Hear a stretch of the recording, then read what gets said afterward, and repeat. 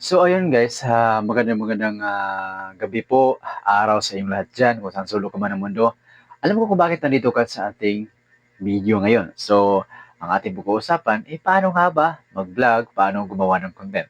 So, kaano nga ba kaimportante ang paggawa ng content? No? Bilang isang content creator po, dapat po palagi tayo nag-upload ng ating mga video para mas makilala po tayo ng mga tao na ganito talaga ang gusto nating gawin sa ating buhay. So mga kaibigan, marami pong content na gusto nating gawin.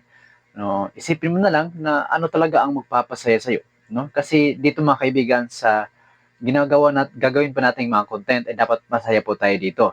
Hindi lang porket gumawa tayo ng content okay lang 'yun. So dapat masaya ka sa content na ginagawa mo kasi mas maganda kapag masaya ka sa ginagawa mo ng content. So mga kaibigan, ang payo ko lang po ay huwag tayong mahiya. No? Sino ba sila para mahiya tayo sa kanila? So mga kaibigan, maraming salamat po sa pagpunta mo dito sa ating video ngayon at ako po ay nagpapasalamat ng marami. So ito lang number one tips ko sa inyo po. Nabubulol na ka pero actually tayo. Number one tips ko sa inyo, unang tip mga kaibigan, ay huwag po tayo mahiya na umarap sa kamera. Isipin natin na wala naman talaga nanonood sa atin eh.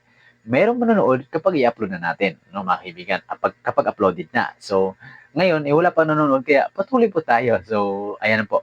Huwag kang mahiya, harap lang sa camera, at huwag kang titingin dito sa screen kasi hindi maganda tingnan kung dito ka lang sa screen nakatingin, di ba? O, mas maganda dito doon ka sa camera nakatingin, parang ganyan. Kasi parang yan yun ang mata mo eh, no?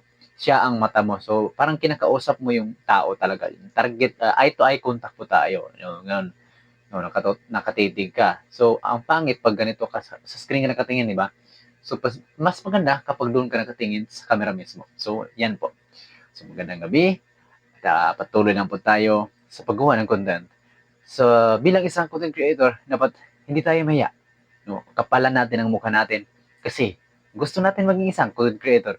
So, marami na mga content creator ngayon guys, no? Marami na. So, yung iba nagtuturo ng mga tips na hindi tugma, hindi maayos, hindi maganda kasi mali ang mga tinuturo nila, no? Na napansin ko na maraming mali, no? Hindi sila nagtuturo ng tama. Parang iniisip nila yung ikaangat lang nila, no? Kasi gusto nilang basta, yun na.